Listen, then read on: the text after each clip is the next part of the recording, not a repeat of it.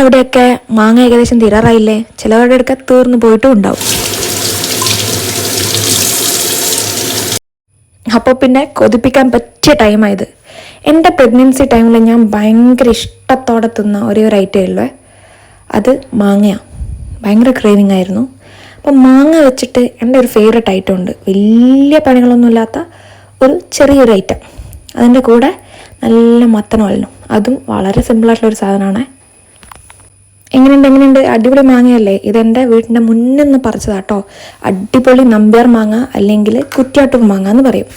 ആളത്ര ചില്ലറക്കാരനൊന്നുമില്ല കേട്ടോ, GI ടാഗൊക്കെ കിട്ടിയ മാങ്ങയാണ്. ഞാൻ ഈ ഉണ്ടാക്കുന്ന ഐറ്റത്തിന് കണ്ണൂർ ഭാഷയിൽ നമുക്ക് മാങ്ങാപ്പെരക്ക് എന്ന് പറയാം. ഓക്കെ, കാണുന്നവർക്ക് മനസ്സിലാക്കാൻ പറ്റാത്ത ഐറ്റംസ് ഒന്നും ഞാൻ ആഡ് ചെയ്യുന്നില്ല.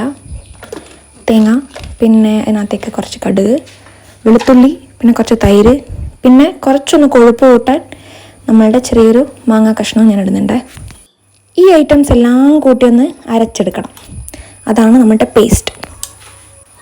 ഇത് fully inspired by my mother ഒന്നുമല്ല, അമ്മേൻ്റെ അകത്ത് നിന്ന് കുറച്ച് മാറ്റങ്ങളൊക്കെ വരുത്തി എൻ്റെ രീതിയിലാട്ടോ ഞാൻ ഉണ്ടാക്കുന്നത്. നല്ല കുനുകുനാന്നരിഞ്ഞ നല്ല മധുരമുള്ള മാങ്ങ ഇതേപോലെ ബൗളിലേക്ക് തട്ടാട്ടോ.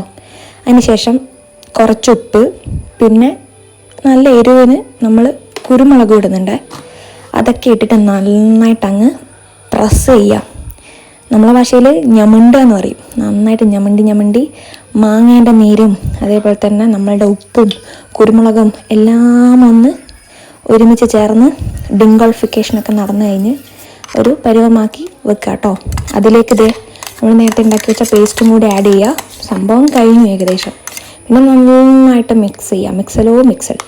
ഓക്കെ, ഇനിയാണ് ഏറ്റവും ഇൻട്രസ്റ്റിംഗ് ആയിട്ടുള്ള, എനിക്ക് കുക്കിങ്ങിൽ ഏറ്റവും ഇഷ്ടമുള്ള സാധനം താളിക്കൽ, അല്ലെങ്കിൽ നമ്മൾ വറവിടൽ എന്ന് പറയും.